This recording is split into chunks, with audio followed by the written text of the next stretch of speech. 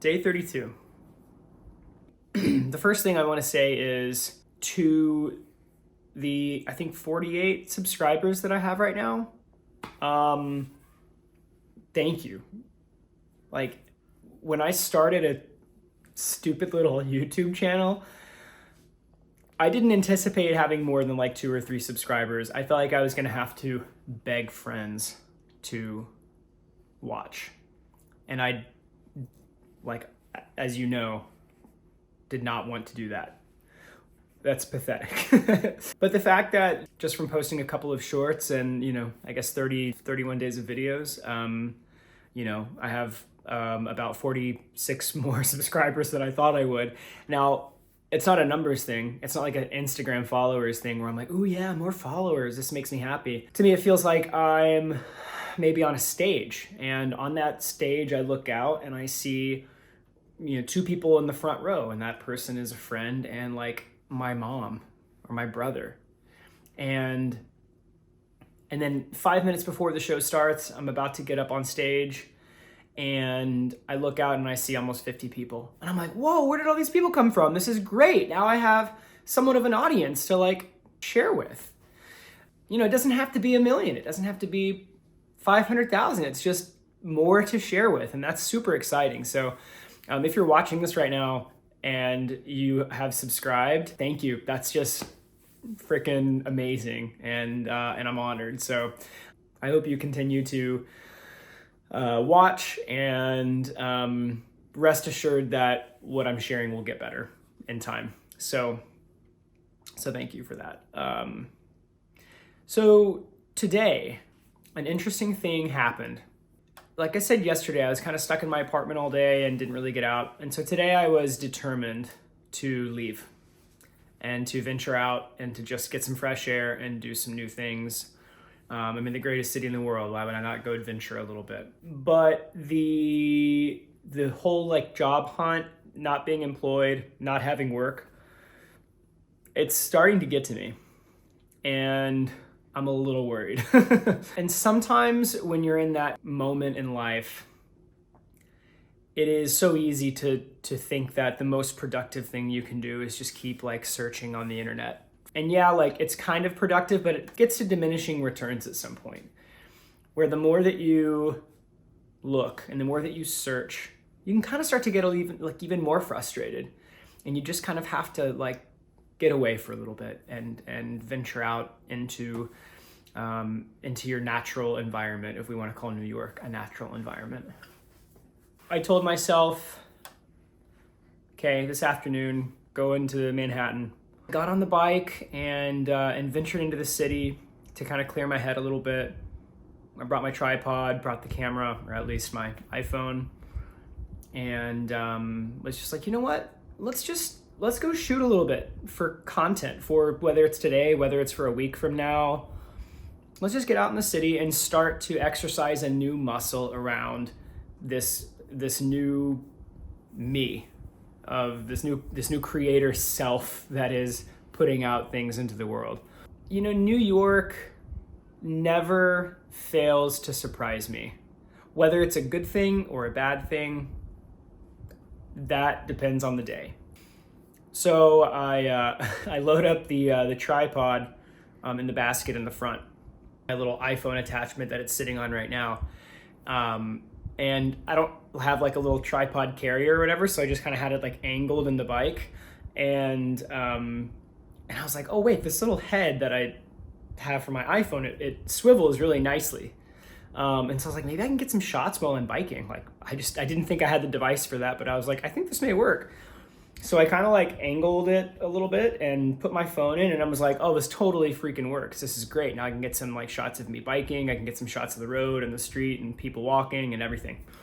And I was like, who knows, maybe even tonight I can put some actual content from New York City in the video. Who'd have thunk it, right? Anyways, I get up and I go and I start recording some things and just kind of getting in the, like kind of warming up the creative muscles a little bit. Across the Brooklyn Bridge. And by the way, the Brooklyn Bridge, I was shocked to see how few people were on it. Why? Because they passed that law or whatever that prohibits vendors from selling on it. Yeah, I was like biking across and I was looking up and I was like, there's like nobody on the bridge right now. There's a cop at one end, a cop at the other, and normal people were walking. I could see these were like New Yorkers that were walking across the bridge, and I was like, no freaking way. So if you're in the city and you're like, I don't ever want to go across the bridge again, give it another shot. It's cleared up. Like, kudos to the city. Just beautiful. You know, I get across the bridge, I get into FiDi, I'm kind of like getting some, you know, quirky little shots. So I get to one spot and I see these like two glowing lights in the background. And I was like, I think those are lights to simulate sunset or street lights. I couldn't tell, but I looked over and I was like, I wasn't familiar with where I was at in the city. I mean, I knew what part I was in, but I hadn't gone down these particular streets. It's like, I think those are set lights. Like, I think those are brought on. I think maybe they're shooting something somewhere. I don't know, but it's New York, so you just never know what you're gonna like stumble upon. But I wasn't going thinking like something serendipitous will happen. It was a very mundane, just go get some shots and then go home. I get to one of the intersections and I turn and I look to the side and I kind of see what looks like a film crew. I was like, okay, I think it's a film crew. I'm not really sure, but I kind of just meandered around a little bit more. And as I was walking my bike, I was like, oh shit, this is a big production. The whole street's blocked off, cops everywhere. And that's not unusual for New York necessarily, but it always catches me by surprise. So I was like, oh, this is kind of nice. Well, let's just see what's going on. Well, it turns out they were filming the new Daredevil show on either Netflix or Disney or something. I felt it again. I felt that pull, that like the greater collective is like here all working toward something at one time. And it was just such a nice moment, just watching production happen. But it took me back to 2021 when I was working on a film and I was like, just being on set, there's just nothing like it. And there's nothing like going about your day in New York and then stumbling upon a production. There's no other way to describe it. It's just pure magic. Even if it's mundane, like kind of a whatever moment in the show or the movie, like it's still really cool. Moments like that for me are now just continuing to solidify that is where I need to be.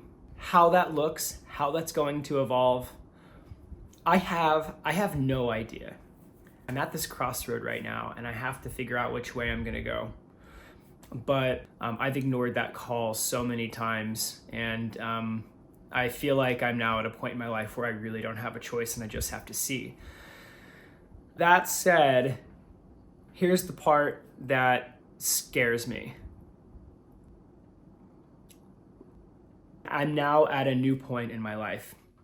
And with this new point and with this new start has to come a new way of thinking about the process by which I go about pursuing it. I've AD'd films, I've AD'd a film, I've done some second unit work, I've done behind the scenes work, I've run my own photography productions with a lot of people. Like, it's not new to me.